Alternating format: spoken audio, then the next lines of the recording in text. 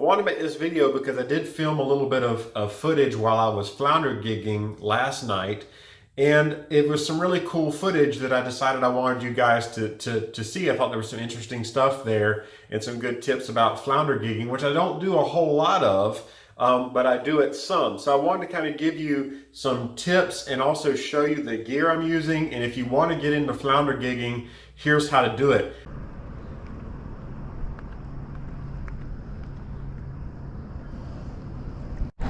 So this is why you got to be careful. Y'all see that ray right there?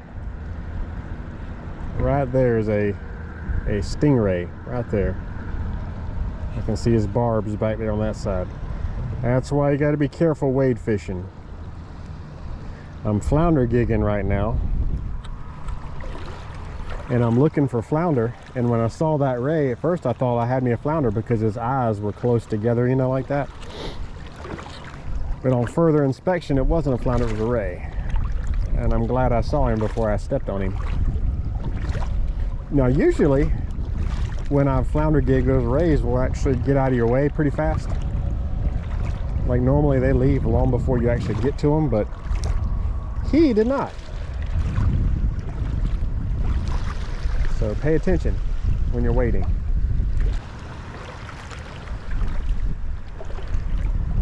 There's a crab. There's another stingray. Man, look at him. Coming right at me. I'm gonna leave you alone, buddy. You can have it.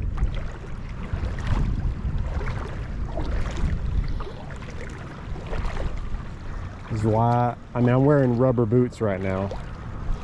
I don't know if that's stingray proof, but I know for a fact I would not be out here barefoot. So there's something you don't see every day.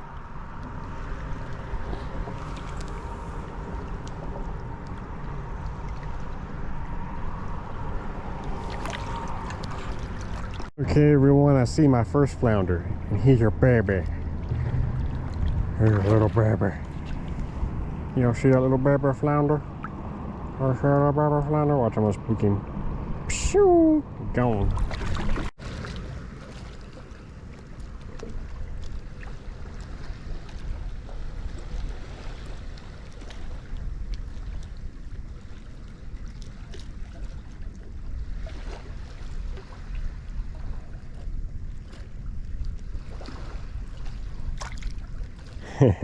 One thing that's really cool when you go at night and you have a flashlight underneath the water, what you see, and it seems like a lot of the sea life, kind of like a deer in the headlights, they don't run away with the flashlight. So, and it doesn't really cost a lot of money to get into gigging, and you can wade and do it. You don't even need a boat, really. And that's the big misconception. You don't need a big boat with a bunch of lights shining down the water. You can just get in the water and wade and do it. Okay, so let me show you my setup. First of all, for the light, this is pretty simple. All I did was I took a piece of PVC pipe. This is 1 inch. You can go thicker if you want to, but the key is you want to keep it as light as possible. If you make this thing heavy, it's not going to be fun. All right. So I've got 1 inch. I think I've got about 6 feet long, just something I can put underneath my arm when I go gigging. And this is kind of cool. I actually put some measurements on the side there. That way I can measure my fish on my pole there. Now here's the important end, where the light is at. So all you've got is you glue on a 45-degree elbow, that's what this is. And then this is just a PVC T. Okay, so I've got the 45-degree elbow into a PVC T, glued it all in there. And then I just took a hacksaw and I cut the bottom of the T off. So I had just the top side piece there. And then I just zip tied a diving flashlight to it. This is like a diving flashlight off of Amazon. I think it was like 15 or 20 bucks. It's really not that expensive.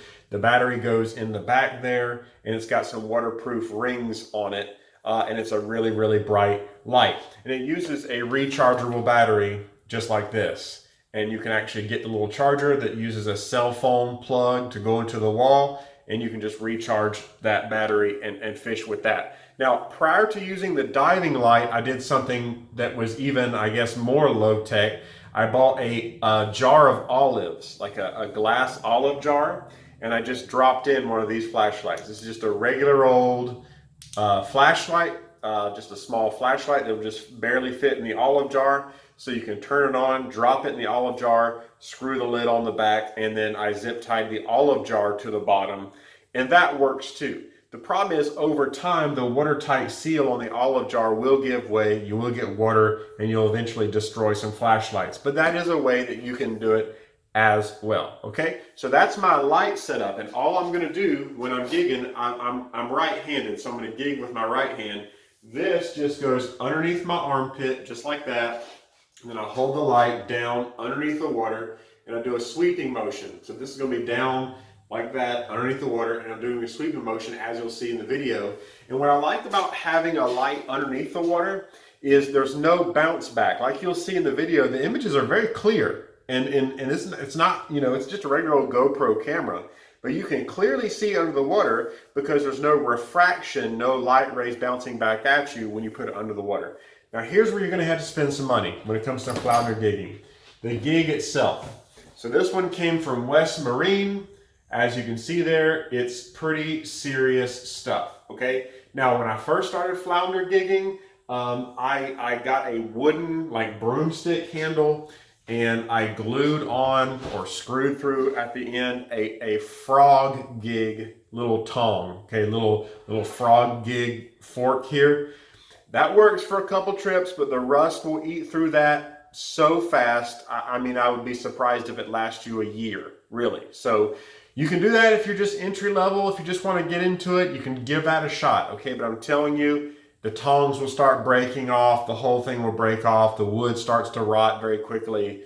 If you're going to do this on a regular basis, invest in getting something pretty serious there, all right?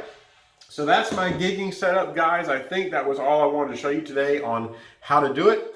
But usually just go in some shallow water, ankle deep to knee deep. It does not take deep water. The flounder will actually lay up in the flats pretty shallow, and then just aim for right behind the eyes. I wish I could have shown you me getting one legal size. In the future, hopefully I will film some more flounder gigging videos so you can get some more footage. So thanks for watching, and we'll see you next time.